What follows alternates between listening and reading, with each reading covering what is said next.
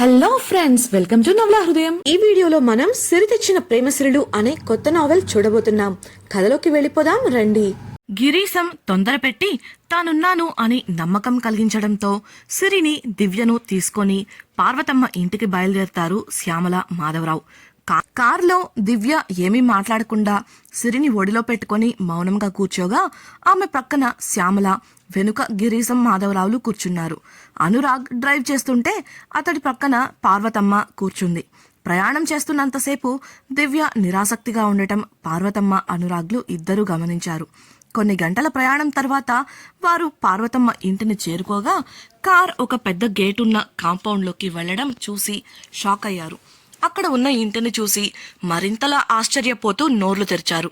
వీళ్ల కారు ఆగడమే ఆలస్యం. ఒక పని మనిషి కార్ వద్దకు వచ్చి పార్వతమ్మ గారికి వీల్ చైర్లో కూర్చోవడానికి సాయం చేసింది.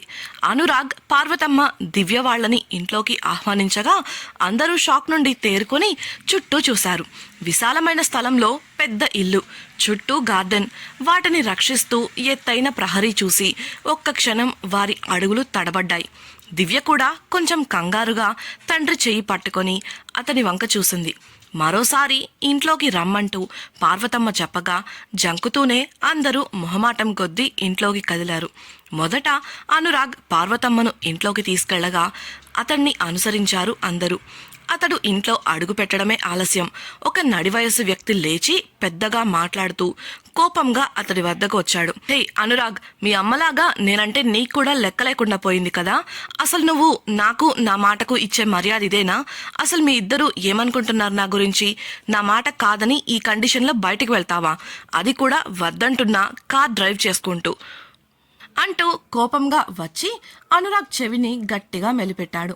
ఆ దృశ్యం చూసిన దివ్య వాళ్ళు గుమ్మంలో అడుగుపెట్టే వారల్లా ఆగిపోయి అక్కడే నిలబడిపోయారు.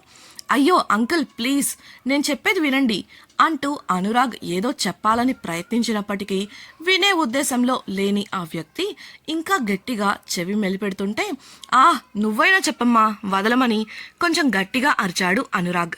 ఆ అరుపుకు సిరి ఉలిక్కిపడి పెద్దగా ఏడుపందుకోవడంతో అప్పటికి గాని గుమ్మంలో ఉన్న వారిని చూడలేదు ఆ వ్యక్తి.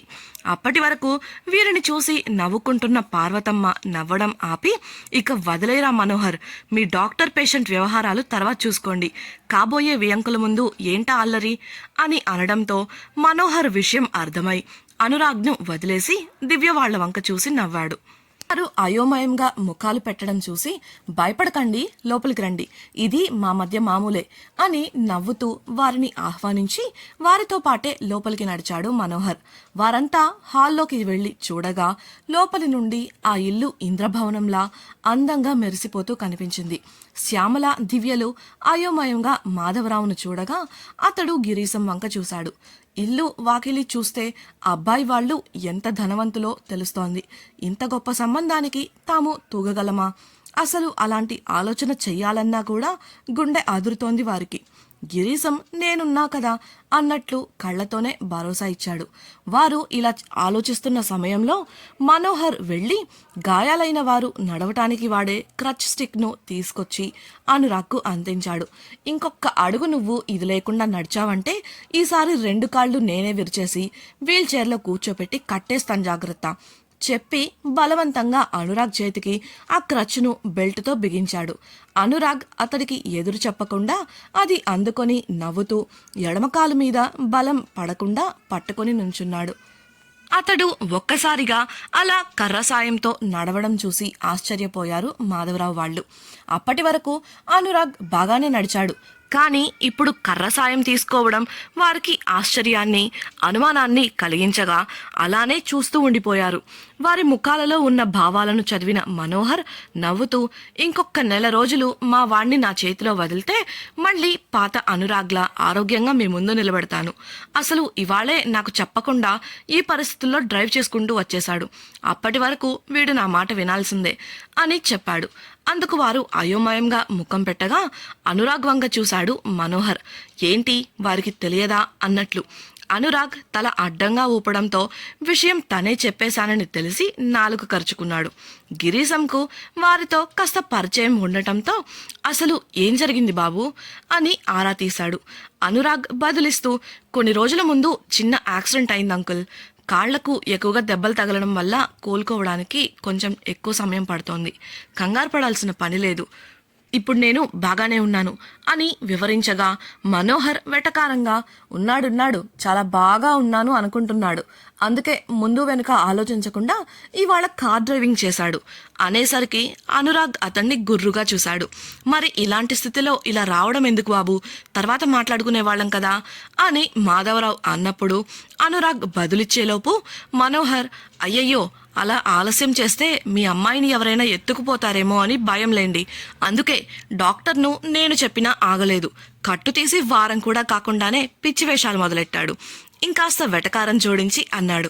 ఆ మాటలకు దివ్య ఒకసారి తల ఎత్తి అతడి వంక విస్మయంగా చూడగా అది గమనించి అంకుల్ ఒత్తి పలుకుతూ మనోహర్ను మాట్లాడవద్దంటూ నియంత్రించాడు అనురాగ్.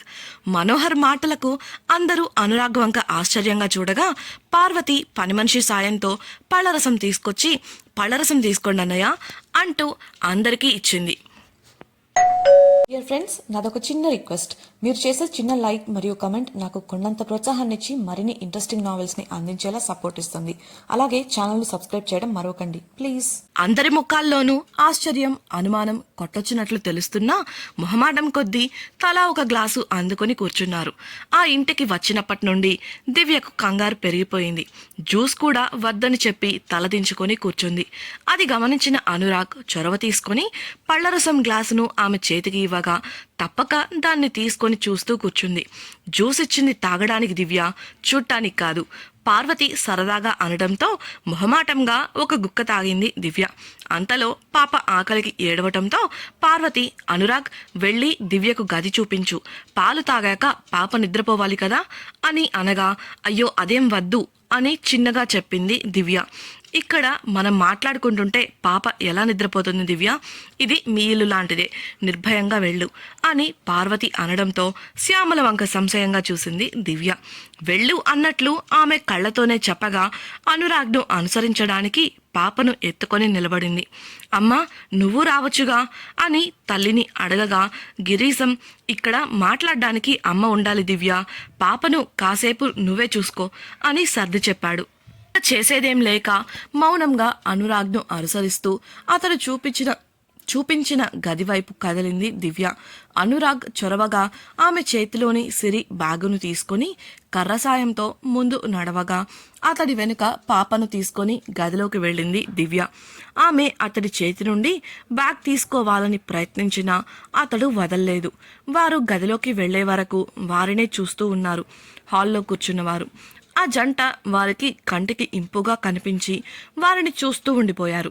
శ్యామల మాధవరావులకు ఈడు జోడు బావుంది, ఈ సంబంధం కుదిరితే బావుండు అని మనసులో మెదిలింది. కానీ అంతలోనే తమ తాహత గుర్తొచ్చి అటువంటి ఆలోచనకు కూడా ధైర్యం చేయలేకపోయారు. ఆ తర్వాత నిశ్శబ్దం ఆవరించింది అక్కడ. ఆ నిశ్శబ్దాన్ని ఛేదిస్తూ, అయితే ఇన్నాళ్లకు మా వాడు ఓ ఇంటివాడు కాబోతున్నాడన్నమాట నవ్వుతూ మాట కలిపాడు మనోహర్. అందుకు పార్వతి, గిరీశంలు చిన్నగా నవ్వగా మొహమాటంగా ఒకరినొకరు చూసుకున్నారు మాధవరావు, శ్యామల్లు. పార్వతి వివరిస్తూ, చూడండి అన్నయ్య, నాకు వాడొక్కడే కొడుకు, ఒక విధంగా నేనింకా బ్రతికుండటానికి కారణం కూడా వాడే అంటూ తన మనసులో ఉన్న విషయాలను పంచుకోవడం మొదలుపెట్టింది. శ్రద్ధగా వింటున్నారు శ్యామల, మాధవరావులు. అదే సమయంలో గదిలో ఉన్న అనురాగ్, పాపకు కావలసినవి చూడు దివ్య అంటూ కర్టన్లు తెరిచి కిటికీలు మూసేశాడు. దివ్య పాపను మంచంపై పడుకోబెట్టి ఫ్లాస్క్లో ఉన్న వేడి నీటితో పాలపొడి కలిపి పాపకు పట్టింది. పాప కోసం పనులు చేస్తుంది, కానీ ఆమె ఆలోచనల నిండా అనురాగే ఉన్నాడు. అతడు తనను పేరు పెట్టి పిలిచిన ప్రతిసారి ఏదో తెలియని దగ్గరితనాన్ని అనుభూతి చెందుతోంది ఆమె. దానికి కారణం ఏమిటో ఆమెకు తెలియదు. అంతలోనే అతడి హోదా ఆమెను ఉక్కిరిబిక్కిరి చేస్తోంది. అలాగే అతడికి తాను తెలుసు అంటే అతన్ని తాను ఎప్పుడు కలిసిందా అని ఆలోచిస్తోంది. వీళ్ల మధ్య మన బుజ్జి సిరి మాత్రం దివ్య అందిస్తున్న పాలతో తన బుజ్జి బొజ్జను నింపే పనిలో బిజీ అయిపోయింది.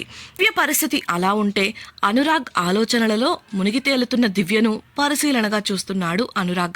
అతడు అదే గదిలో ఒక చివరకు ఉన్న సోఫాలో కర్ర సాయంతో అతి కష్టం మీద వంగి కూర్చొని ఉన్నాడు. ఇంతకీ ఈ ఇద్దరికి కళ్యాణం కాబోతుందా తెలుసుకోవాలనుకుంటున్నారా? అయితే ఛానల్ను సబ్స్క్రైబ్ చేసి సిరి తెచ్చిన ప్రేమసిరులు రాబోయే ఎపిసోడ్స్ వినేయండి. మీకు ఈ వీడియో నచ్చినట్లయితే లైక్ చేసి మీ సన్నిహితులతో షేర్ చేయండి.